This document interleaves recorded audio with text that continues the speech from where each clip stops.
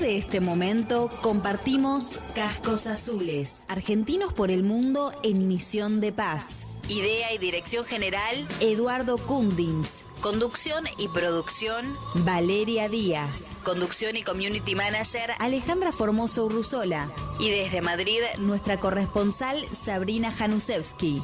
Cascos Azules, argentinos por el mundo en misión de paz.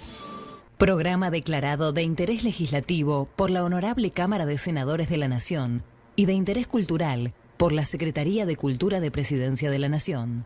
Acreedor de los siguientes premios: Fortaleza Protectora, Río de los Pájaros, Cuna de la Bandera, Ballena de Oro, Faro de Oro y Faro de Platino.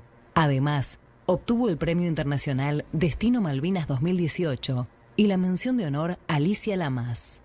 La buena noticia es que Estados Unidos ha manifestado a través de su presidente que va a tomar el control de la Franja de Gaza, y eso supone terminar con esos conflictos. Y a partir de la culminación de esos conflictos, lo que viene seguidamente es lo que ustedes van a hacer en Chipre, el sostenimiento de la paz. Buenas tardes Argentina, buenas tardes Colombia, Haití, buenas tardes Nueva York, sede de Naciones Unidas, buenas noches Beirut, buenas noches Chipre, África toda, República Centroafricana, Congo, Sudán, Sahara Occidental, Medio Oriente, buenos días India y Pakistán. Buenos días, buenas tardes, buenas noches a todos los que nos están escuchando a través de FM Soldados y todas nuestras plataformas. Esto es Cascos Azules, argentinos por el mundo en misión de paz. Esta excusa de dar a conocer la labor de argentinos y argentinas que nos representan en los difíciles y horrorosos escenarios de lucha, de muerte, desolación. Así comienza un programa que sostiene que el servicio a la nación también debe ser brindado fronteras afuera, donde argentinos y argentinas lucen los signos de la patria en otras partes del mundo, llevando nuestra cultura y nuestras costumbres con amor y patriotismo. Sabemos que no hay mejor que los cascos azules para conocer las secuelas de lo que ocasionan las guerras y los conflictos. Un privilegio. Hoy vamos a tener al capitán Gabriel Dufaux. Es un soldado ilustre. Hoy vamos a hablar con alguien que vivió de cerca una de las tareas más silenciosas pero más profundas de la política internacional, que es construir la paz. Estuvo en Colombia como parte de una misión política especial establecida por el Consejo de Seguridad para ayudar a Colombia en su compromiso a poner fin al conflicto y promover la consolidación de la paz. Su principal objetivo es verificar la implementación del acuerdo de paz del 2016 entre el gobierno colombiano y la FARC y el Ejército del Pueblo, así como otros acuerdos y esfuerzos de paz, en un contexto de posconflictos donde las heridas todavía están abiertas. Pero más allá del uniforme, hay una persona, una historia, una mirada que vuelve distinta, me imagino, después de la misión. Hoy, querida audiencia, los invitamos a que lo escuchen y que estén muy atentos, que se preparen un café, un mate, pero para escuchar a este militar argentino, un lujo entrevistar al capitán Gabriel Dufaux, observador internacional que estuvo en el 2023 en la misión de verificación de las Naciones Unidas en Colombia, a cargo de las regiones de Tumaco, Francisco Pizarro y Mosquera, y también cuenta con la experiencia de haber sido observador militar y oficial de enlace en Chipre en el 2021 y en el 2022. Es oficial de infantería del Ejército Argentino, especialista en monte, instructor de tiro, becario de investigación del CONICET en el proyecto Toma de Decisiones en Contextos Inciertos, y su dedicada preparación lo llevaron a postularse a estos nuevos desafíos, y hoy tenemos el lujo de tenerlo en el estudio de FM Soldados. Bienvenido, buenas tardes. ¿Cómo estás, Gabriel? Buenas tardes, Alejandra, y muchísimas gracias por semejante introducción. Es un orgullo para mí estar hoy en la radio representando Cascos Azules, y una alegría tremenda.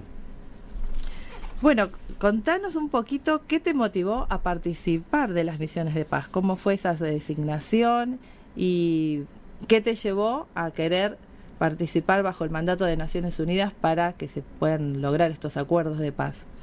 El ejército argentino, mediante las distintas misiones que tiene, entre las misiones subsidiarias en las cuales contribuye a los intereses vitales de la nación, una de ellas, así como es la contribución en lugares en crisis como inundaciones en Bahía Blanca, o como incendios en la cordillera, o como operativos en el norte de nuestro país, también contribuye a los intereses vitales de la nación en misiones de paz.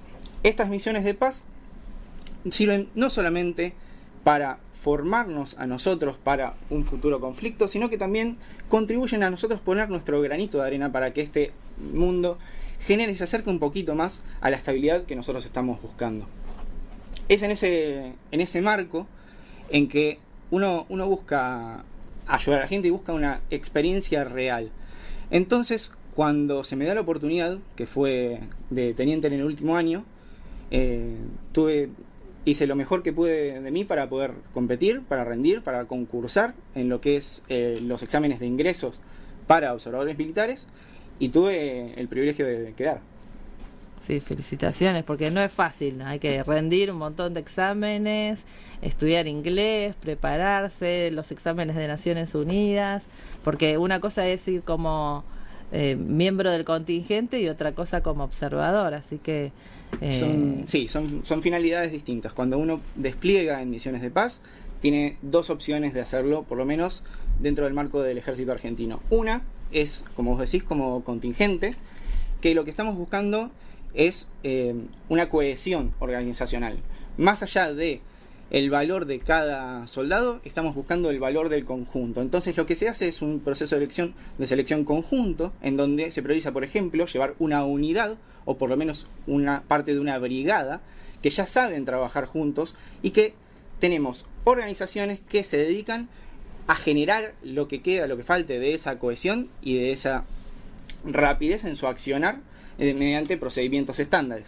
Cuando uno busca eso, logra lo que se llama una fuerza de tareas. Es lo que tenemos en este momento en Chipre, es lo que tuvimos en un momento en Haití y en otras regiones. Y la otra forma de desplegar es como experto en misión. Los expertos en misión son personas que no tienen un grado de conocimiento que no es tan fácil de adquirir y de reflejar cuando uno busca un conjunto, sino que busca filtrar justamente esas capacidades y lograr que, de acuerdo al perfil y de acuerdo a la formación, uno vaya pudiendo desempeñarse en un puesto específico, léase observador militar o como parte de un staff en una misión específica. ¿Cuál fue el momento más difícil que viviste durante tu misión en Colombia y qué aprendiste de vos mismo en ese momento, en ese instante? Qué pregunta, ¿eh? Uno de los momentos más difíciles fue cuando tuvimos un encuentro con niñeces en el contexto del posconflicto.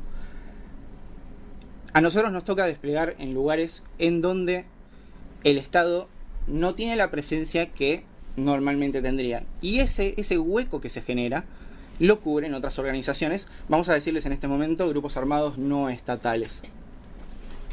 Ellos imponen su ley, ellos imponen su justicia y ellos imponen todo lo que es la cultura que se maneja.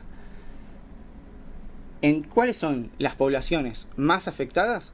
Específicamente, las personas mayores, los niños y las mujeres.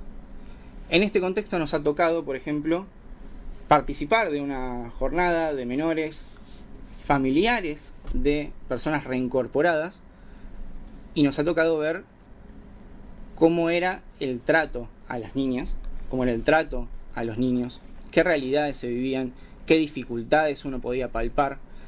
Y ya no era leerlo, no es verlo en un video, sino que presenciarlo y que te lo cuenten de frente y ver a una persona mutilada, ver a una persona lastimada psicológicamente, que no tenía nada que ver con el conflicto, creo que ese es uno de los momentos más difíciles que uno puede llegar a pasar como partícipe de estas misiones. Claro, son los sectores más vulnerables que ves que en esos momentos, están indefensos, porque la estructura, la salud, la educación no funciona y la seguridad, ¿no es cierto? Como me acuerdo que me contabas en esa entrevista que tuvimos por Zoom cuando estabas en Colombia. ¿Y qué es lo que más te llamó la atención en la misión? Cuando uno llega a la misión, llega a Bogotá. Específicamente, mi despliegue fue el último en el cual a nosotros nos hacían ingresar al país y recién luego de otro proceso de selección éramos desplegados a nuestras oficinas, que Colombia específicamente se divide en oficinas locales, regionales o nacionales, lo que sería un puesto comando. A mí me tocó en una oficina local por mi estilo, por mi experiencia, por ser oficial de infantería, por haber sido jefe de una compañía de infantería de monte, y me toca Tumaco. Cuando a mí me toca la oficina local de Tumaco, la única forma de moverse es en avión. La forma de moverse es en avión y no por tierra, y no es una casualidad, sino porque si uno se mueve por tierra es vulnerable a sufrir emboscadas en el camino, porque en el camino el Estado todavía está faltando en ciertos lugares y es cubierto por los grupos armados. Entonces, para evitar eso, la forma más segura de moverse a lo largo del país es en avión. ¿Por qué hay en Tumaco, si hay una ausencia de Estado, hay un aeropuerto? Uno puede llegar a preguntarse. Porque es una base de una brigada de infantería de marina. Esta brigada de infantería de marina, cuando uno va aterrizando, lo primero que uno espera, porque a nadie le dice, en ningún lado lo dice, cuando uno espera encontrarse con un aeropuerto, de repente se encuentra con 12 Black Hawk artillados, listos para salir en operaciones de asalto aéreo. Entonces, helicópteros. Sí, helicópteros Black Hawk. para la audiencia. Entonces, ya eso te marca un tono de que la situación en este momento es muy distinta a la que se puede llegar a vivir en Argentina. Claro. Terrible, terrible, porque ves ahí toda una infraestructura, están armados para salir en el momento que lo necesiten. Esto no es un ejercicio. No, estás en el terreno y bueno, con todas esas facciones que están en pugna y ustedes ahí, bueno, tratando de poner la paz. ¿Y cómo es volver a casa después de haber estado en un lugar donde la paz no es una palabra, como vos decías, estás en un lugar realmente que no es un ejercicio y donde la paz no es una palabra y es una necesidad urgente? ¿Cómo es ese volver a casa? Uno se revalora muchísimas cosas, Alejandra. El hecho de poder llegar, ver a su familia, porque no es una misión en la cual uno puede llegar a estar con la familia viviendo, y uno diría tampoco visitando. Entonces, valora el tiempo que tiene con las personas que ama. Creo que eso es lo más importante. Totalmente. Bueno, cuando vos llegaste, ¿cómo era la situación? ¿Qué grado de peligrosidad había? Bueno, contaste lo que viste, pero ¿cómo era la situación en Colombia en el momento que vos estabas? Colombia en el 2023 ya iba por su 7º año de misión política. Volvamos a diferenciar. Nosotros tenemos la mayoría de las misiones en las cuales participa las Fuerzas Armadas Argentinas dependen del Departamento de Misiones de Paz de las Naciones Unidas. Esta, al tratarse de una misión política especial, depende específicamente de la parte política de ONU. Entonces es muy distinto. En lo que es el acuerdo de paz firmado en 2016 entre las FARC-EP y el Estado colombiano, las FARC-EP específicamente dicen: yo no quiero cascos azules en este lugar, no necesito más personal armado, porque ya tenemos al Estado colombiano en lo que es el ejército y es la armada y lo que es la fuerza aérea, pero además tenemos otros grupos armados no estatales, llámese Ejército de Liberación Nacional, llámese disidencias, que sumar un agente más sería sumar un problema en vez de brindar una solución. Es por esto que nosotros, cuando vamos a Colombia, no vamos uniformados. Usan chaleco. Usamos chaleco como el resto de los civiles que participan. En este momento la misión tiene un aproximado de 120 observadores militares que no están de uniforme, y si lo estuvieran sería un peligro. Claro, porque los confunden. Exactamente. Y además están participando casi 100 voluntarios de Naciones Unidas, que son civiles, que están codo a codo con nosotros, en las mismas condiciones, bajo los mismos riesgos, y asumiendo las mismas responsabilidades. Cada uno en su ámbito específico tiene su expertise, y todos estamos aportando lo mejor de nosotros de una manera sumamente heterogénea, pero que en lugares en donde los equipos necesariamente son chicos, todos tenemos que hacer un poco de todo. En ese contexto, la misión tiene un mandato muy específico. Cuando se firma el acuerdo de paz, la razón de ser de ese acuerdo es para evitar el derramamiento de sangre que está habiendo en ese conflicto, que ya en 2016 ya había ascendido a más de 9 millones de personas. No estamos hablando de una cosa poco seria. Son 60 años de conflicto interno que está viviendo este país. Entonces, a partir de ahí, se acuerda el primer punto para que las FARC firmen la paz es lo que se llama la reforma rural integral. La reforma, sí. Que es que deje de ser una oligarquía que maneje las tierras en Colombia, para luego repartirse, no vamos a decir de una manera socialista, sino de una manera más equitativa, que no genere una centralización tanto del poder en lo que es el campo. Lo primero es eso. Lo segundo es que se aseguren de que puedan participar tanto en lo que es la política, de manera económica y de manera social, para lo que son los excombatientes, las garantías de seguridad para los excombatientes y sus familias, pero además una cosa muy marcada que se ha cambiado hace poco han sido, primero, el capítulo étnico, porque en Colombia hay mucha variedad de etnias. Específicamente en donde a mí me tocó trabajar, eran un 80% afrocolombianos, un 20% en una comunidad de origen. Sí. Y además tenemos todo lo que es la valoración de las víctimas. El último capítulo de este acuerdo de paz es la reivindicación de las víctimas y la contribución a lo que se llama Jurisdicción Especial para la Paz.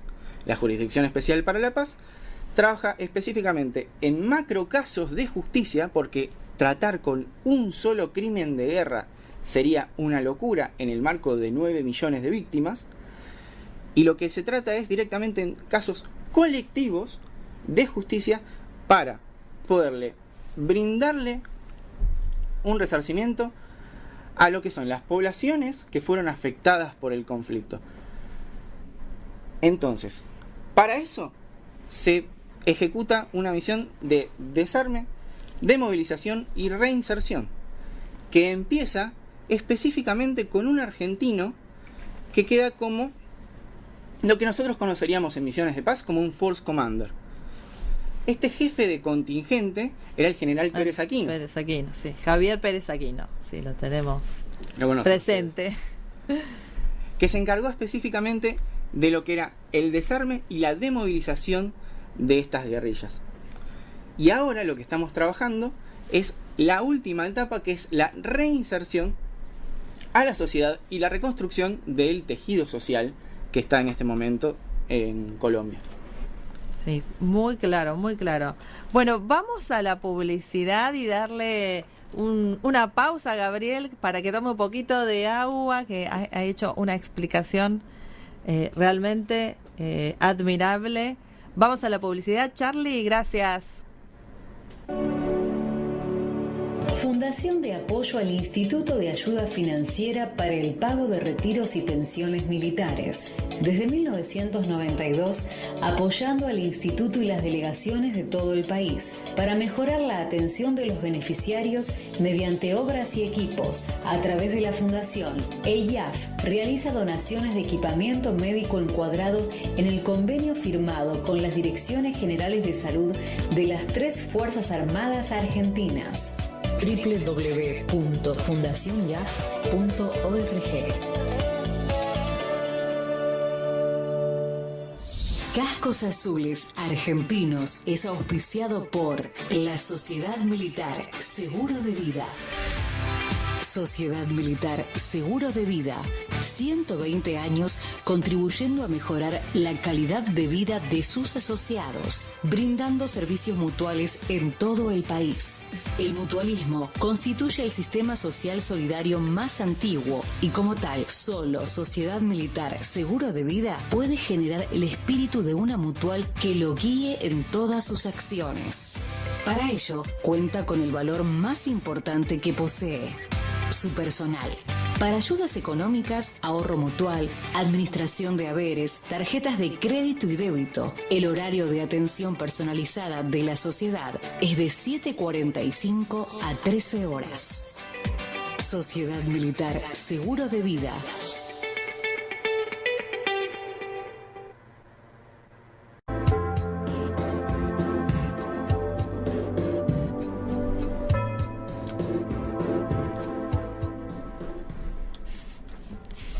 Seguimos en Cascos Azules con el capitán Gabriel Dufo, experimentado peacekeeper que estuvo en Colombia, Chipre y que nos ha dado una charla magistral de lo que sucedía en Colombia.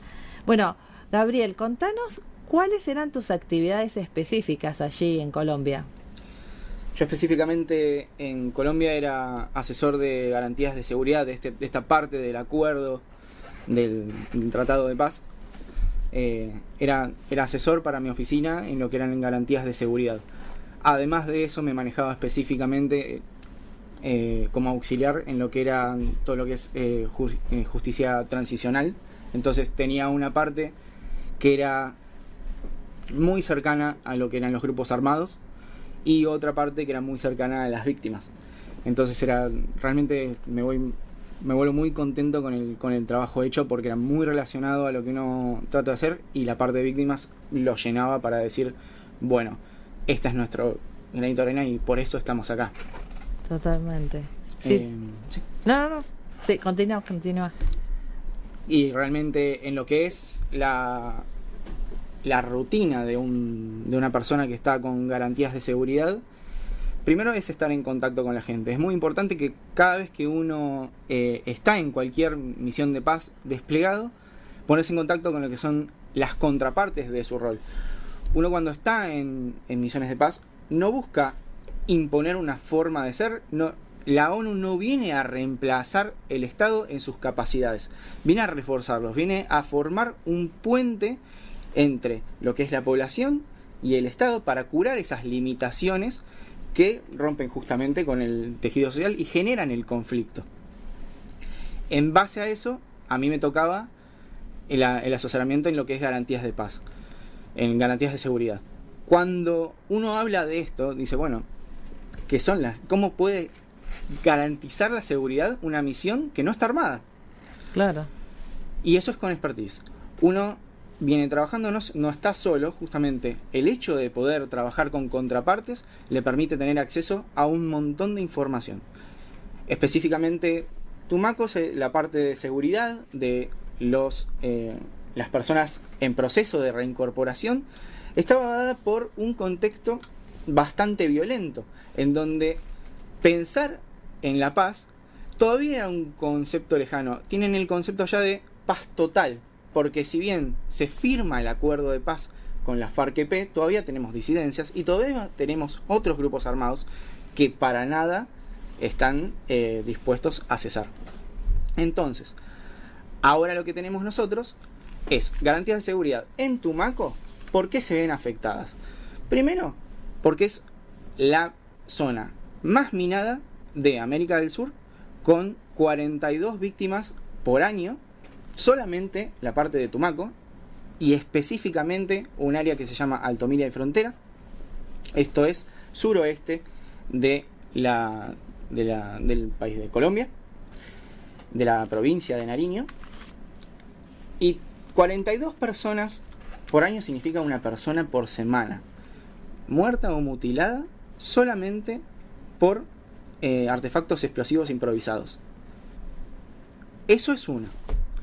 Después, además de eso, tenemos patrones de criminalidad, para lo cual yo trabajaba con policías, tanto colombianos, primero como contrapartes, pero también parte del equipo eran policías suecos y policías chilenos. Claro. Entonces, es esta parte de la heterogeneidad de la misión y de poder manejarse tanto policías, militares, civiles en un mismo equipo. Y con eso también que decías de los artefactos explosivos, ustedes para lograr esa seguridad tenían que atenerse a las carreteras. ¿Cómo hacían para estar resguardados y tener esa seguridad de no pisar terrenos donde estuvieran esos artefactos? Es muy importante evitar las zonas por donde normalmente pasaría el ejército. ¿Cuál es la finalidad de estos artefactos explosivos improvisados? La primera, usarlos como obstáculos normales en un enfrentamiento convencional, que son en contra de una fuerza armada, donde yo sé que va a hacer una patrulla el ejército, ahí vamos a encontrar. El segundo uso que se le puede llegar a dar a estos artefactos era para sembrar terror, para ejercer un control social. Este control social lo podíamos ver que uno en Colombia no tiene gas natural, no tiene un flujo constante de agua y no tiene electricidad de la cual pueda depender 24/7.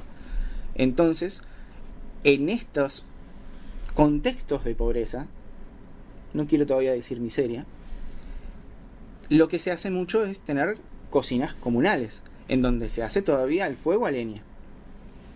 Ahí, adentro del horno de barro, tranquilamente uno podía encontrar un artefacto explosivo improvisado. Ya la población tenía tanta educación en riesgo de minas, sí, brindado no solamente por nosotros, sino porque había multitud de agencias trabajando ahí.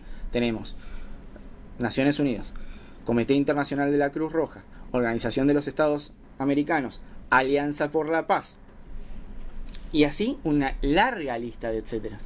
Entonces lo que nosotros estamos viendo es que no solamente nosotros, sino que la población en sí está muy educada en lo que es riesgos antiminas. Sin embargo, en las comunidades más alejadas, cuando uno se tiene que manejar por río, porque el monte es tan denso, y de repente hay hambre y ve un árbol de fruto,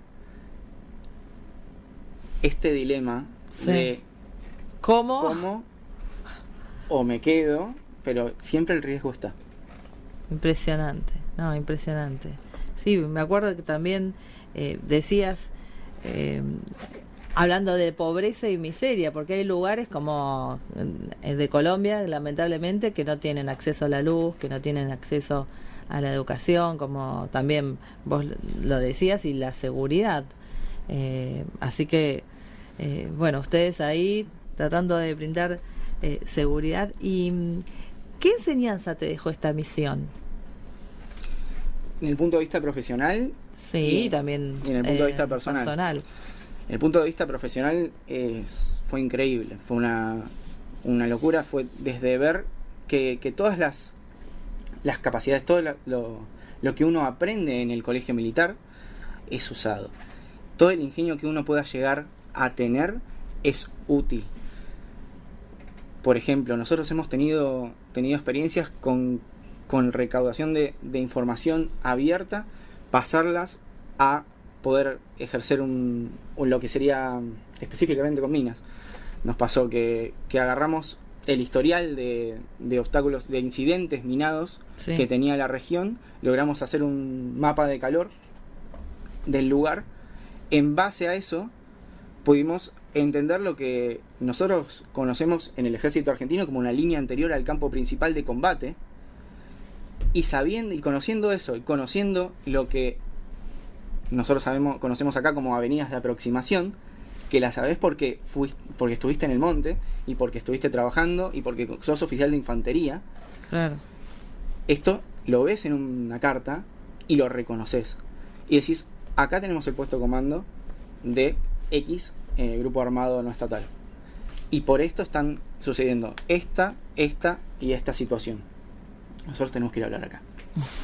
Claro. Entonces, poder lograr eso a partir del planeamiento, del método de planeamiento que nosotros aprendemos en el colegio militar, te da un orgullo que te explota el pecho. Totalmente. Poder también aprender, porque uno no va solo, no despliega solo, despliega la persona y despliega todo el contexto de esta persona. Yo no me muevo solo, yo tengo compañeros, yo tengo amigos, yo tengo colegas que brindan cada vez que han necesitado. Me he sentido acompañado, porque tenía un compañero que trabajaba en fuerzas especiales, había sido lancero colombiano y estaba sumamente en conocimiento de la situación. Tuvimos un ataque a una población que resultó en un combate entre guerrillas y dijimos, bueno, en base a esto, en base a la cantidad de bajas que hubo, ¿cómo podemos saber cuándo va a volver X guerrilla a tratar de adueñarse de nuevo de esta región? Me dijeron X cantidad de tiempo. Pudimos hablar con la población y pudimos reposicionarla para que cuando volvió no hubiera bajas civiles. Entonces uno llega y todo el conocimiento tiene una utilidad y la verdad que eso lo llena a uno. Para mí es el orgullo de mi carrera. Totalmente, porque bueno, es como vos decís, todo lo que estudiaste, todo lo que te preparaste, todo lo que te ejercitaste, lo que has estado lejos de tu familia y los cursos que has hecho, lo ves ahí en el terreno, y esa contención de también de pertenecer al ejército argentino y la contención de todas las redes que te da en esos momentos. Sí, le brinda la seguridad de que está perteneciendo a una organización sumamente profesional, sumamente preparada y que está en capacidad de hacerle frente a las situaciones más duras. Estamos en FM Soldados, en Cascos Azules, con el capitán Gabriel Dufaux, y ahora vamos a hacer una pausa para contarles, en esta entrevista, para contarles nuestros medios de contacto. Nos puedes contactar a nuestra página web cascosazules.com.ar. Nuestro WhatsApp es 11 57 62 2985. 11 57 62 2985. Allí nos pueden dejar mensajes, nos pueden mandar audios, nos pueden contar qué les parece el programa o los desplegados que están alrededor del mundo. También nos pueden enviar audios de 30 segundos contándonos cómo es su día, cuál es su actividad, y nosotros la replicamos aquí con todo gusto en la radio. Bueno, en Facebook nos encuentran como Cascos Azules FM, en Twitter Cascos Azules ARG, en Instagram Cascos Azules ARG y en YouTube Cascos Azules Radio. Te pedimos que si te gustaron nuestros videos, nos dejes un comentario, que nos des un like, que nos apoyes en esta epopeya que hemos dado a llamar Cascos Azules Argentinos por el Mundo en Misión de Paz, que vayas a la campanita ahí que está abajo a la derecha y cliqueás para que te avisemos cuando subamos novedades. También en nuestra página web te invitamos a que si querés donar, a donarnos para que podamos crecer en este trabajo que estamos haciendo. Vas a donaciones y ahí nos dejas lo que se pueda. Así que, y también tenemos un alias que se llama casco.azul.radio.paz. También te podés bajar la aplicación Simple Radio en el teléfono y allí nos escuchas cuando quieras. No necesariamente tiene que ser en el horario, sino que en eso lo llevas en el teléfono y nos escuchas cuando estés disponible. Y nuestro mail es cascosradio@defensa.gov, cascosradio@defensa.gov.ar. Repito, cascosradio@defensa.gov.ar. Bueno, seguimos con el capitán Gabriel Dufaux, es un honor realmente. Aquí ya nos están saludando Fabián Pérez, Vane Polkli, Ariel Mateos. Seguro tendrás algún fan por acá. Vos decime si conoces a alguno de ellos. Mauricio Acevedo, Rocío Oli, Pato Ávila, Ismael Cáceres, Ezequiel, Octavio y... Sí, Rocío es mi esposa y Ezequiel es mi compañero. Bueno, un beso para Rocío. Un beso para Rocío. Y seguimos aquí con el capitán, que, bueno, Chipre y Colombia, dos misiones totalmente diferentes. Puede decirse que sí, sí. Y, bueno, ¿qué recuerdos tenés, esos recuerdos materiales intangibles de cada misión? Que, como son diferentes, pero bueno, cada una llevarás algo en el corazón, ¿hubo alguna historia que te haya marcado especialmente, alguna persona que no pudiste olvidar, alguna situación? De Chipre, para empezar, es el primer orgullo de pertenecer a una misión de paz, de ir con el uniforme, de portar la boina celeste. Es realmente ese orgullo de decir, bueno, uno está y se mide, lamentablemente es una realidad, uno se mide con el resto de los ejércitos que están ahí desplegados, entre los cuales está Gran Bretaña, y dice, estamos a la altura. Y después uno viendo cómo uno puede manejarse en un ambiente más allá de un grado en base a su conocimiento, que uno no está gratis, uno no está porque sí, uno está y presta una misión y brinda lo mejor de sí para cumplir con ella. Y de Colombia me quedo con un montón de enseñanzas. Me quedo primero con la locura de ver lo que es una incapacidad del Estado por mantener lo que son servicios básicos, y qué es lo que pasa cuando esto sucede. Se puede ver lo peor y se puede ver lo mejor de la condición humana, porque estos escenarios potencian la realidad del ser humano, tanto en lo bueno como en lo malo. Se puede ver el peor abuso de poder, la peor corrupción, se puede llegar a ver cosas que a uno realmente le duelen, pero también se ven actos de misericordia, de piedad, que superan cualquier lógica, que se encuentra un compañerismo increíble, no solamente con la población, sino también con los compañeros que se encuentran en este momento desplegados, sean o no sean de la misma agencia. Es una situación muy difícil de explicar si no se vive, y realmente me voy feliz de haber vivido eso. Y creo que he crecido mucho gracias a esa experiencia. Sí, se nota también, bueno, aparte como el orgullo, ¿no? Que cuando hablas sobre este crecimiento a participar en las misiones de paz. Bueno, vamos a la publicidad que tenemos y que nos permite sobrevivir. Gracias, Charlie. Fundación de Apoyo al Instituto de Ayuda Financiera para el Pago de Retiros y Pensiones Militares.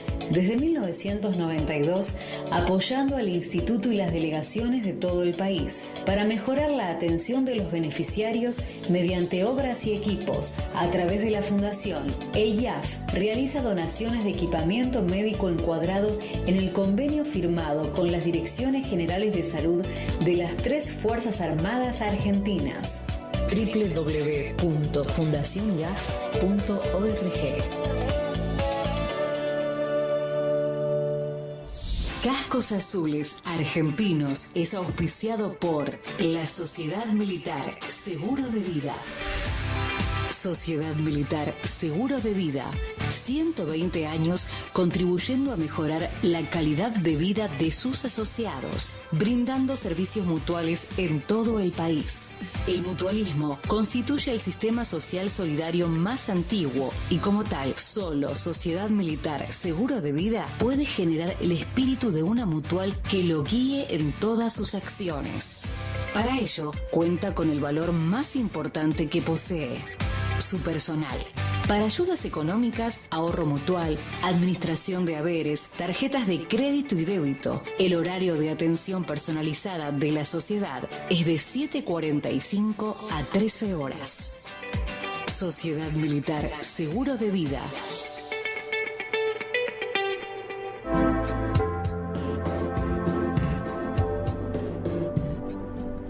Seguimos en el aire y queríamos comentarles que la semana pasada en el CARI, en el Consejo Argentino para Relaciones Internacionales, se debatió sobre la seguridad y la paz internacional con la presencia de Fabián Calle, Lila Roldán Vázquez, el embajador de Ucrania, Brasil, el de Georgia, el deputy de la Unión Europea, ex embajadores argentinos en Rusia, y se debatió lo que está pasando en Europa con la guerra en Ucrania, el rol de China, de Rusia y los enemigos estratégicos de Estados Unidos, la importancia del diálogo, la guerra de desgaste que sufre Ucrania, cómo repercute en toda la política internacional, cómo Putin sigue incorporando más de 10.000 hombres al ejército argentino, entre muchos otros temas, y se preguntó ¿qué posición tomará la Argentina ante esta situación?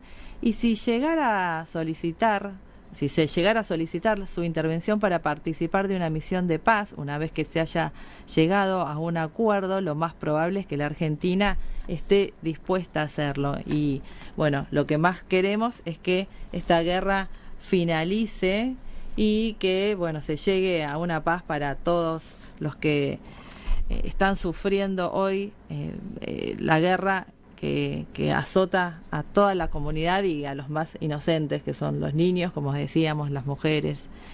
Bueno, y el pasado 7 de mayo, en las instalaciones de CAECOPAS, se recibió la visita del agregado de defensa en la República de Turquía, en Argentina, el coronel Burak Elgun.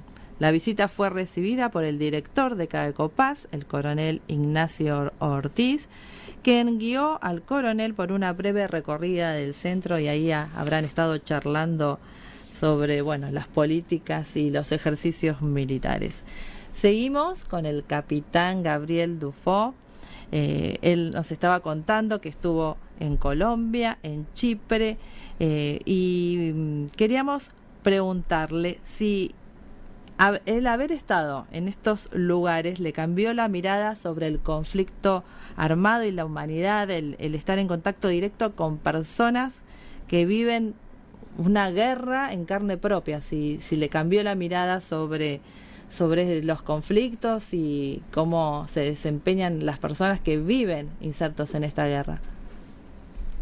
Sí, Alejandra, en cuanto a esta pregunta, la mirada cambia, ya deja de ser una mirada de manual, ya dejan de ser fichas en un mapa y empiezan a tener nombre y apellido las personas.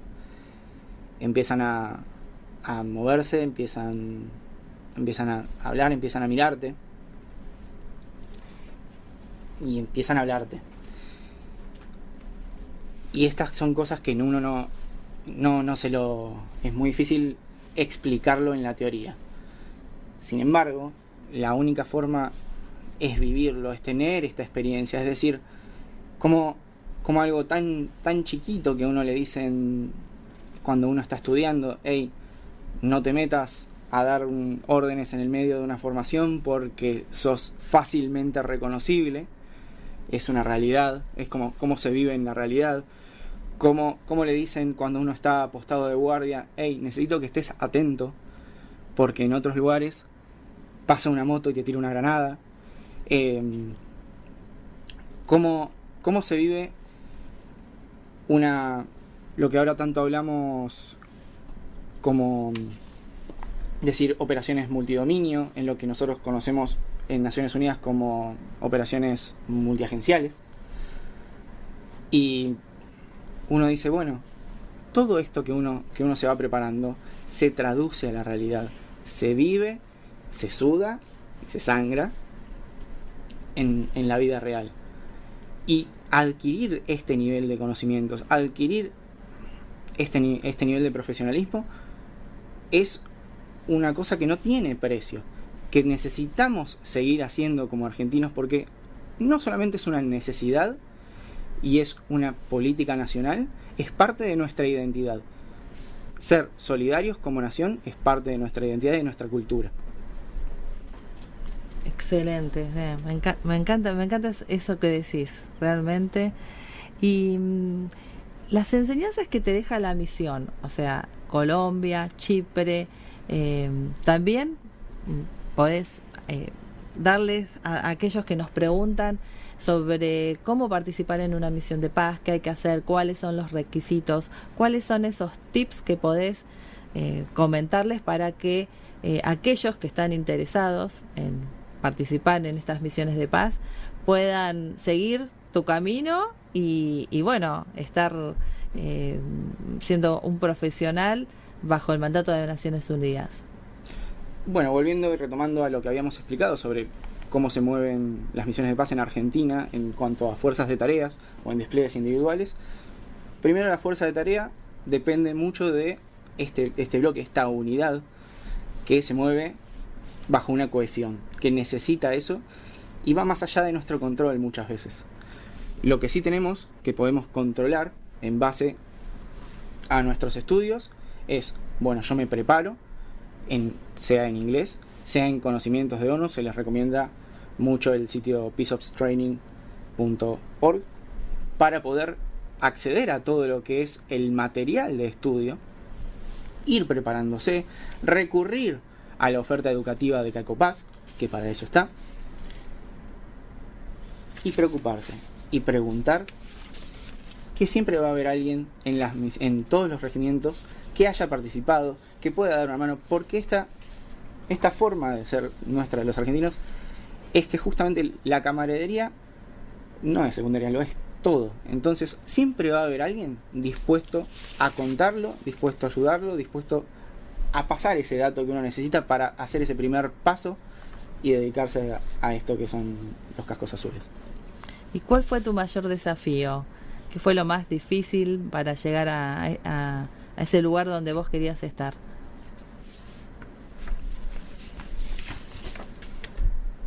El estudio, primero el estudio, y después el hecho de aceptar de que Colombia no es la misma situación que Chipre, y de decir, bueno, el riesgo es pero la enseñanza, la experiencia y la recompensa es igual de palpable. Y el sentimiento que uno tiene es de que ha valido totalmente la pena. Pero como enseñanza, creo que lo que más ha costado ha sido siempre el alejamiento de la familia. Ahora, yo siendo papá de una nena hermosa de 7 meses. ¡Ay! Bueno, felicitaciones, sí. Porque me acuerdo cuando estabas en Colombia, todavía no. Estabas, creo que, no sé si recién casado, pero casado sin hijos. Casado sin hijos. Así que 7 meses. ¿Cómo se llama? Amelie, bueno, un beso para Amelie. Sí. Así que... entonces es una situación totalmente distinta, y este tipo de experiencias hacen que valores la familia por encima de todo. Sí, porque bueno, ahí son misiones donde se pone en riesgo la vida, y como vos decías, cuando volvés lo que valorás es el tiempo con ella, ¿no? Porque bueno, uno tiene que trabajar para vivir, pero también cuando está ustedes que tienen una profesión de peligro, donde en estas misiones se pone en riesgo la vida. Me acuerdo que Janina Radke, que estuvo en Colombia, también decía que agradecía cada vez que volvía a la oficina, a su casa, y había pasado el día y bueno, estaba sana y salva. Sí. Porque bueno, ¿y vos en algún momento sentiste que tu vida corrió peligro? Hubo un momento en donde en donde nosotros estábamos escoltando como un convoy de vehículos blindados perteneciente a la FARC, como parte de esto, de las garantías de seguridad, en donde nosotros éramos un convoy de 7 vehículos.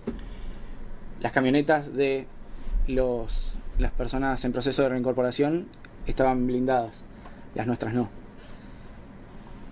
Y estábamos pasando cerca de lo que era un puesto comando de una guerrilla. Se adelanta un vehículo a los últimos 3 que estábamos. Yo estaba en el vehículo de la cola y genera el choque. Genera el choque en lo que nosotros conocemos prácticamente como un escalón bloqueo. De ahí sale una persona armada y es detenida por las personas en reincorporación, por los escoltas armados de las personas en proceso de reincorporación. Inmediatamente la reacción, como una persona desarmada, ha tenido que ser para nosotros atrasarnos con el vehículo. Teníamos la ruta la teníamos vacía. Sí. La mía ha sido retroceder, la de la punta ha sido avanzar y buscar la distancia para que no sucediera nada más. Creo que ese fue uno de los momentos. Después tenemos multiplicidad de niños armados que se han presentado como comandantes. Ay, qué terrible. Entonces eso. Cuando uno puede prever la conducta de una persona adulta, pero la de una persona que no ha sido todavía formada y que no es consciente del daño que hace, es otro nivel.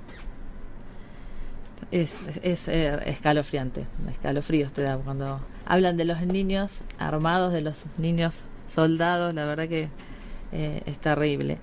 Bueno, nos queda nada de tiempo. Te doy el último espacio para tu saludo. 3 minutos me dicen acá desde el operador, así que bueno, es tu espacio para que, si quieres saludar a alguien, agradecer o tu reflexión final. Un gusto haber tenido en el estudio, capitán Gabriel Dufaux. La verdad que ha sido un honor. No, por favor, gracias, Alejandra. Y es también agradecer más que nada al Ejército Argentino, a las Fuerzas Armadas y al Regimiento de Infantería 1 Patricios por haberme permitido esta experiencia de representar a mi bandera. Y le quiero agradecer a mi familia específicamente por ser mi sostén. Muy emocionado. Bueno, gracias, Gabriel, por compartir tu historia, por ponerle palabras a lo que muchas veces queda en silencio. Escucharte es también entender que la paz no es un discurso, no es una tarea diaria, no es un discurso, es una tarea diaria, una decisión humana y muchas veces un dolor que se transforma en servicio. Y bueno, viendo estas lágrimas de emoción, yo la verdad que también te felicito y orgullosa de tu labor, y ojalá que estas experiencias lleguen a más oídos y despierten conciencia, porque la paz se construye con la memoria y con la voz de ustedes, los que han estado en el terreno. Así que, bueno, muchísimas gracias audiencia, gracias al doctor Kundins, que hoy no pudo estar, a Charlie Barra, Valeria Díaz, gracias capitán Dufaux, los saluda Alejandra Formoso Urruzola y los esperamos todos los lunes 19 horas y jueves 19 horas en esto que hemos dado en llamar Cascos Azules Argentinos por el Mundo en Misión de Paz. Soldados 87.5. Gracias. Esto fue Cascos Azules, Argentinos por el Mundo en Misión de Paz. Nos volvemos a encontrar en nuestra próxima emisión. Cascos Azules, Argentinos por el Mundo en Misión de Paz.